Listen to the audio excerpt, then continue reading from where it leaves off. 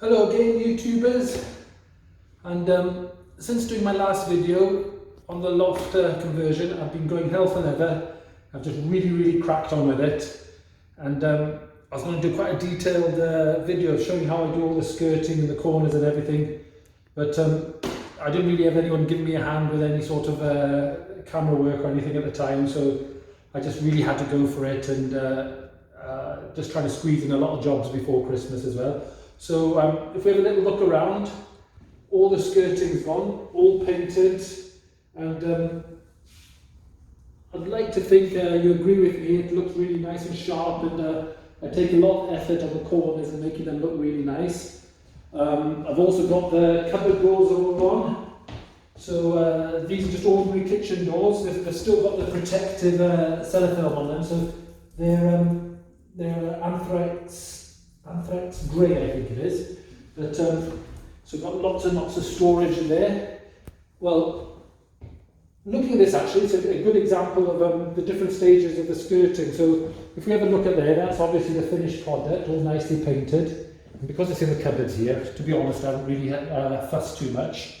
So you can still see all the screw attachments and the corners, you know, some of them could do with a little bit of filler and things like that, but it's a cupboard at the end of the day, so I'm not fussing, you know, that's going to have Christmas decorations and suitcases and all sorts in there. But as you can see, we had to be really precise as well when we were building these cupboards, because I bought these doors a long time ago, and when I built that opening, I wanted it spot on, so they're nice soft closed doors.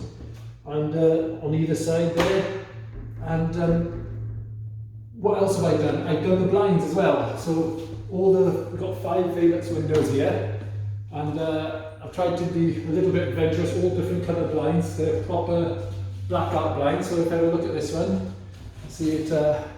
You've got the lovely view up there, and then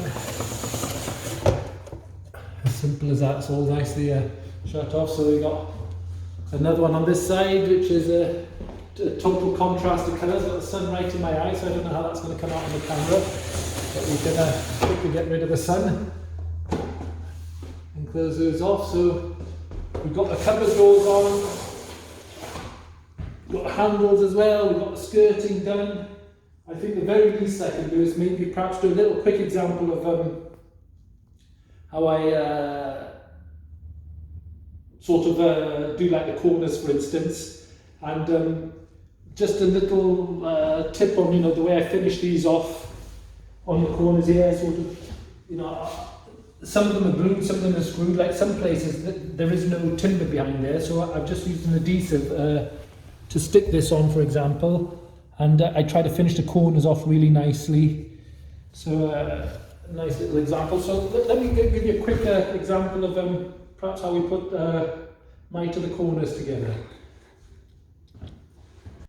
Right, I got a couple of cuts here. So actually, here's a quick example. There's a few situations where I got a long part of the room, you know, and these came in 4.2 meters in length. So some part of the rooms were longer than that. And what I would do is I'd cut a 45-degree like that. There you can see. And another one that, again like that, and then simply join the two there to get the, and if you really, I'll show you the stuff I use, and that's basically how I would lengthen the skirting if it was required. So I thought what would be nice here is I could show you a nice external joint, because I really like those to look really sharp, and I'll show you how I do those. So we'll set our saw to 45 degrees. That's on there. So there's our 45 degrees.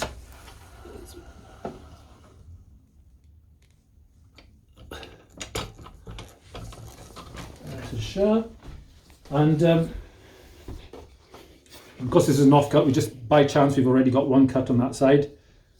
That would be for an internal angle, so we want it external, so we want the opposite of that. So simply plonk that on there. Obviously you would measure it accurately first. And I can only apologise, but I really needed to get that room done with the workload I've got at the minute. So I would like to have shown you a step-by-step of how I did that.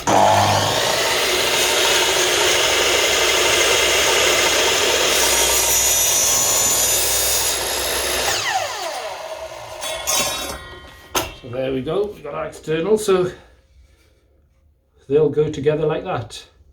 And the question is, how do you put those together? A lot of people, they may fix them beforehand. So we've got a corner of a room and we want to go around there. So some people would either pin those together or put the, or fix that part onto one side of the wall and then fix that so you get your nice neat corner like that. But the way I do it, before fixing it to the wall, I glue them together, and the stuff I use is this. I'm sure there's lots of different brands, and that the spray is an activator, and you've got that, which is basically like a bit like a super glue basically, and it says it sticks within 10 seconds. I always give it about 20 to be honest. So quite simply, get one of the surfaces there with lots of glue on it.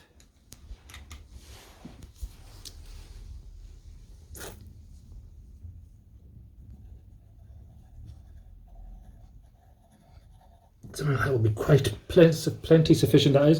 And I keep it well away from the edges because obviously it spreads. And then the mating surface, give it a good spray with the activator. And be quite generous with it as well. So give that a good soaking. And then simply push them together. And, you know, try to get it really accurate so all the corners match up and heights and everything. So spend a bit of effort. And to me, this is the only way to get it really accurate, and it makes the room look so much sharper. So I do a very slow 10 seconds perhaps. So yeah, 10, 9, 8, 7, 6, 5, 4, 3, 2, 1. Maybe I just give it a little wiggle, and there we go. We got our perfect corner. You can imagine that looks really nice on the room. And when I paint, I just take a little bit of that edge away, to just sand it slightly, just because if you've got a razor sharp edge like that, the paint doesn't adhere to it that well. So, and these come already pre-primed, so I just get an undercoat and a top coat on there. I've gone for like a satin finish on the ones upstairs. So how easy is that, guys? You know, what was, you know, like I say, for the sake of 10 seconds, got beautiful corners like that, paint them up. There's no nonsense trying to fill anything like that at all. So this is the product I use. It's a mitre glue, and fabulous stuff really. Years ago I used to wood glue pin them and all sorts, but that goes absolutely nowhere. It goes off so solid. It's really, really good stuff actually. So once again, guys, really appreciate all the support you give my channel, and you know, I don't put as much content as I should. I got loads of videos in the pipeline, and I just really got to make an effort. I've just been super busy, just doing lots of work for different clients. So I got loads more motor stuff, DIY stuff on the cars and on the motorcycle. So please look out for those in my future videos, and the usual like and subscribe and share my videos and spread the word. Until the next time, thank you.